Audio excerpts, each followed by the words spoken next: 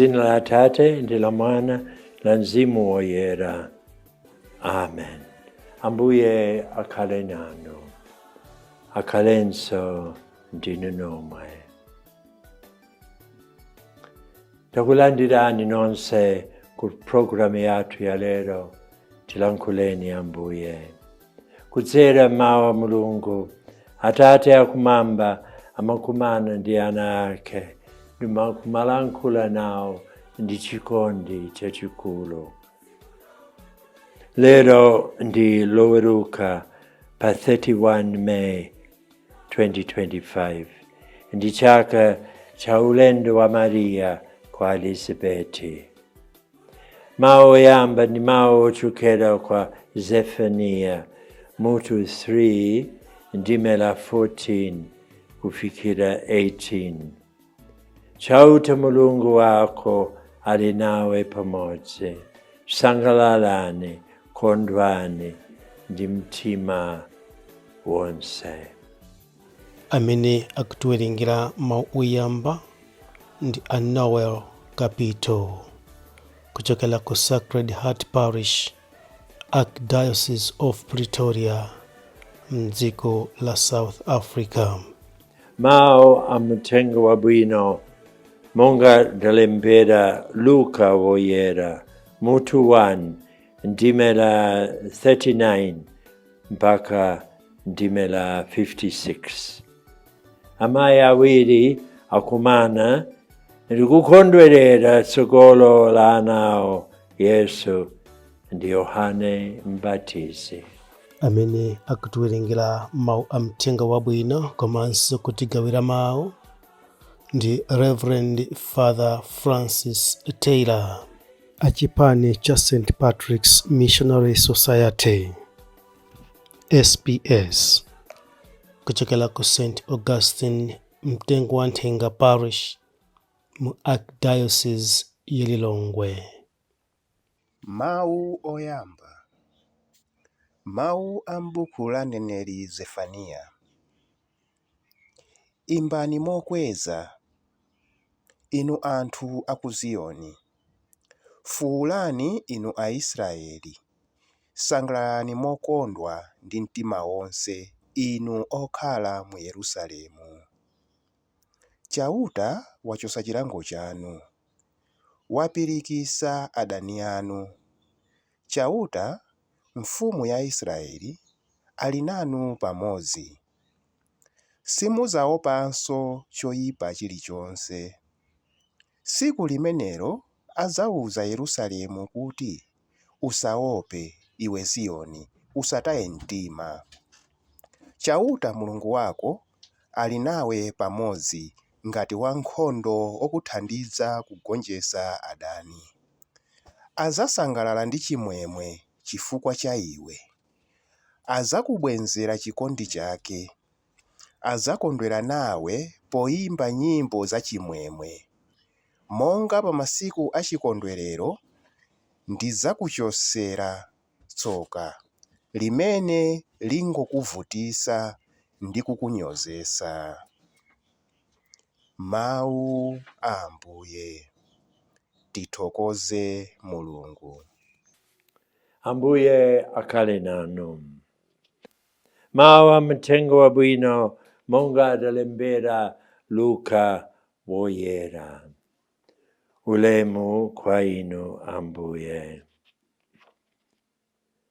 Patapita masiku owerengeka, Maria adanyamuka napita mofulumira ku dera la mapiri, ku mudzi wina wa ku Yudeya. Adakalowa mnyumba ya Zakariya nalonjera Elisabeti. Pamene Elisabeti adamva malonje ya Maria, mwana adayamba kutakataka m'mimba mwake. Elisabeti adadzazidwa ndi Mzimu Woyera, ndipo adalankhula mawu mokweza ndithu. Ndinu odala kupambana akazi ena onse, ngodalanso mwana wanu. Ine ndine yani kuti inu mayi wa Ambuye yanga musandiyendere? chifukwa pamene ndidamva malonje anu, mwana adayamba kutakataka ndi chimwemwe m'mimba mwanga. Ndinu wodala, chifukwa mudakhulupirira kuti zimene Ambuye adakuwuzani zidzachitikadi.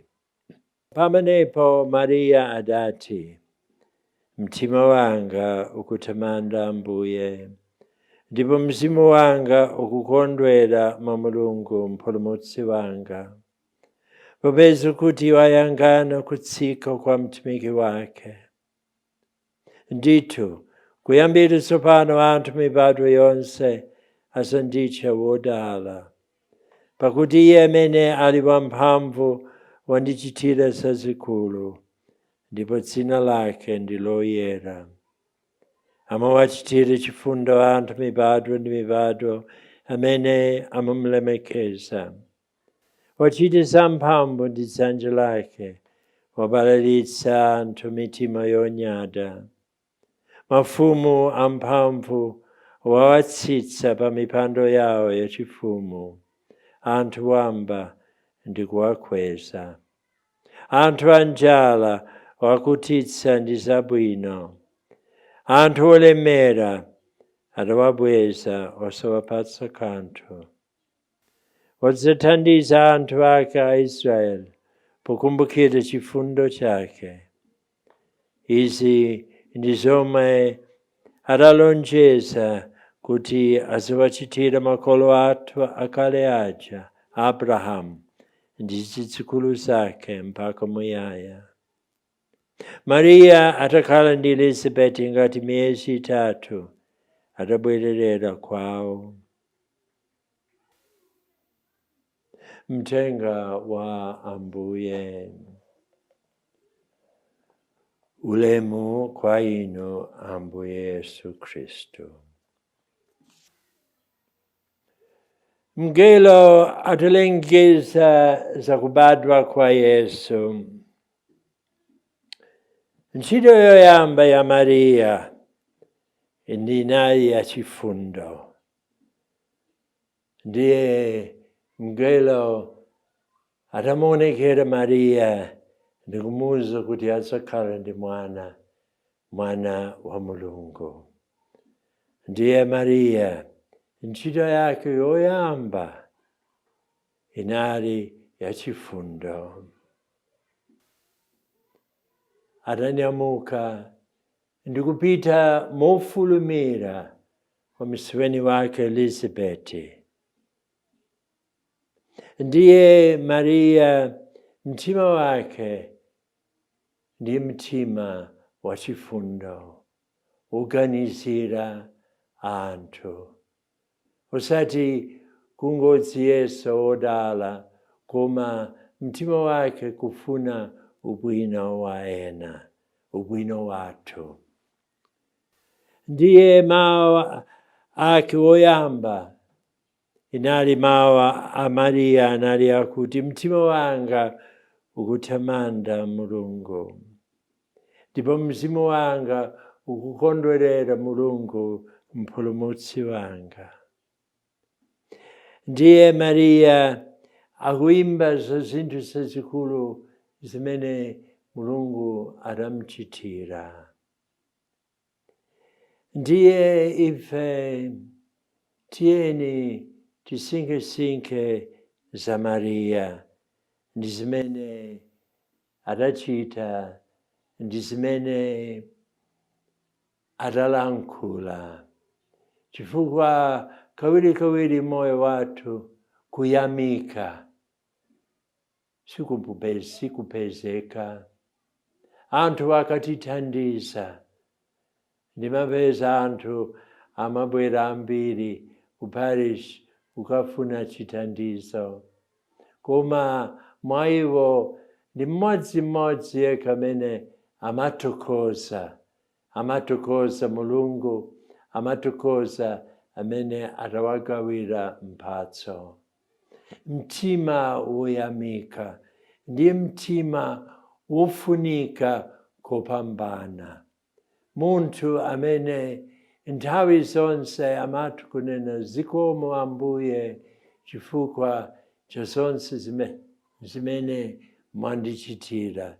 Dzina lanu ndi loyera, dzina lanu ndi lalikulu.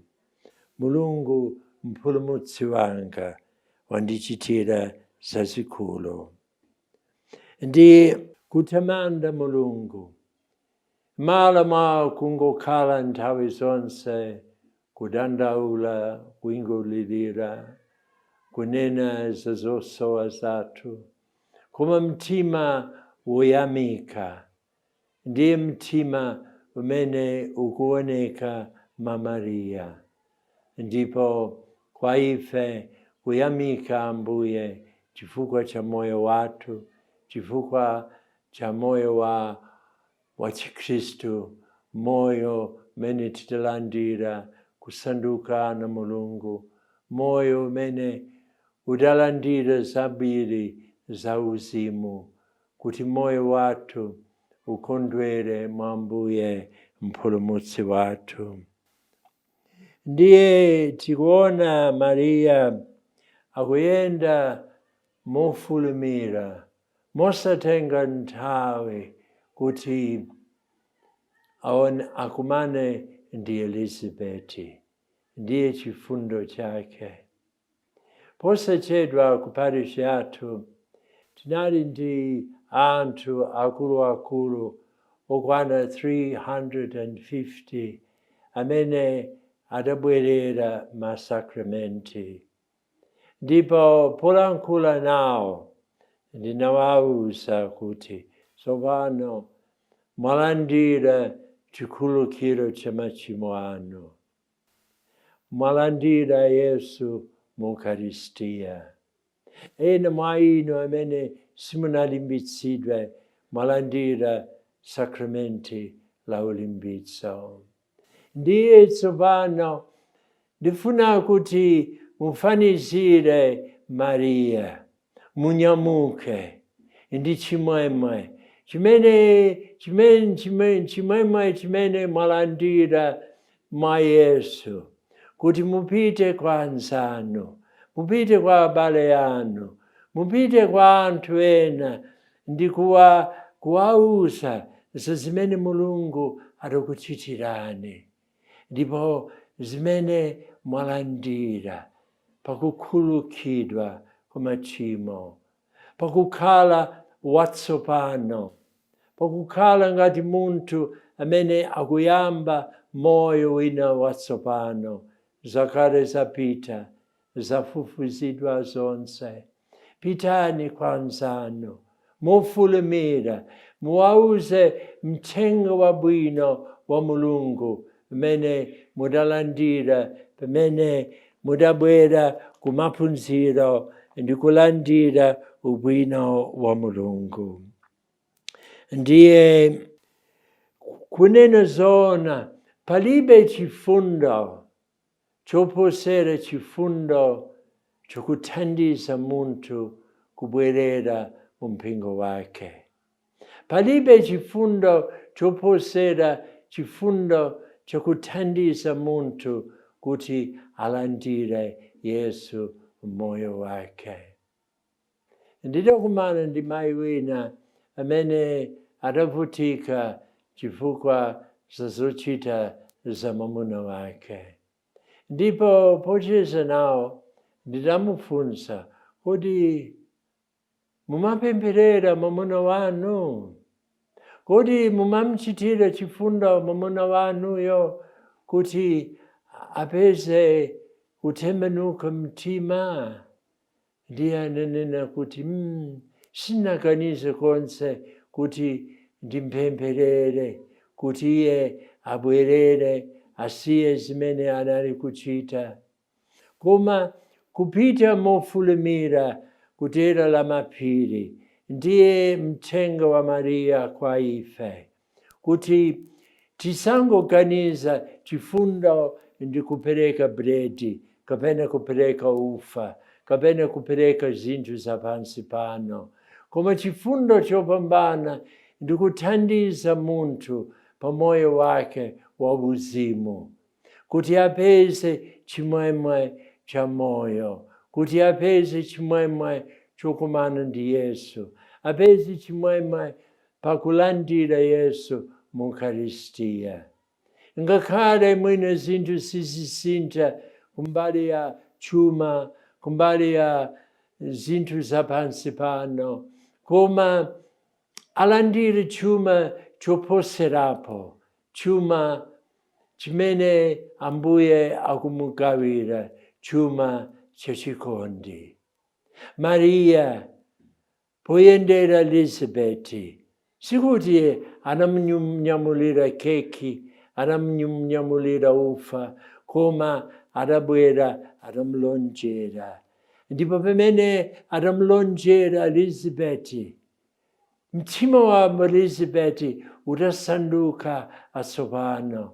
Ndipo mwana adayamba kutakataka m'mimba mwake. Yohane Mbatizi, amene anali m'mimba mwa Elizabeti, anayamba kutakataka ndi chimwemwe m'mimba mwa mayiyo, chifukwa cha mawu amodzi a Mariya. Ndiye kuti mawu amene timalankhula amati kuthandiza munthu kuti achiritsidwe, apeze moyo watsopano.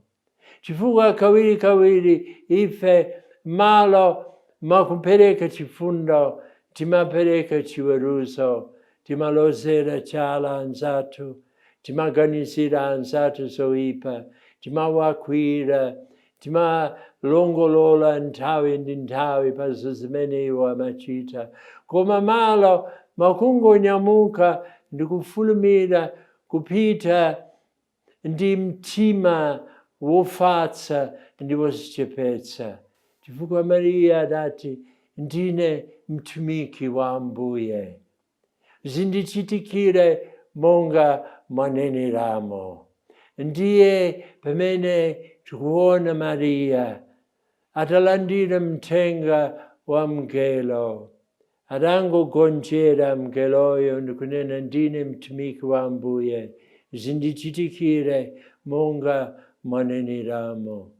Mariya akutipatsa chitsanzo chachikulu pa moyo wathu.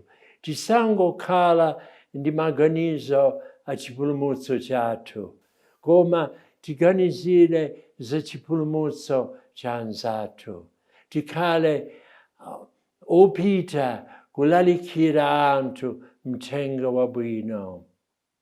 Ine ngati wansembe, kuyambira nthawi imene Ambuye adandiyitana kuti ndikhale wansembe wake kumayiko akunja, ndakhala tsopano zaka 55 pa unsembe. Ndipo ntchito imene ndakhala tsopano zaka 55 pa unsembe. Ndipo walandiritsa Ukaristiya, wadzoza odwala, ndipo oyika maliro a anthu amene adafa. Ndiye pamene mudzakhala ndithu mwana wa Mariya, pamene mukufulumnyamuka ndikupita mofulumira kwa anzanu, kuwapempherera, kuwachitira chifundo ndi mawu anu, owalimbikitsa kuti pang'ono-pang'ono abwerere kwa Ambuye.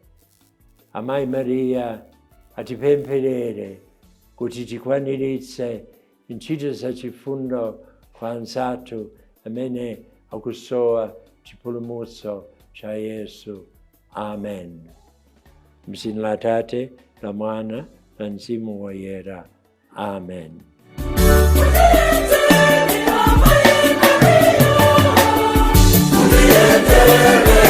Maria,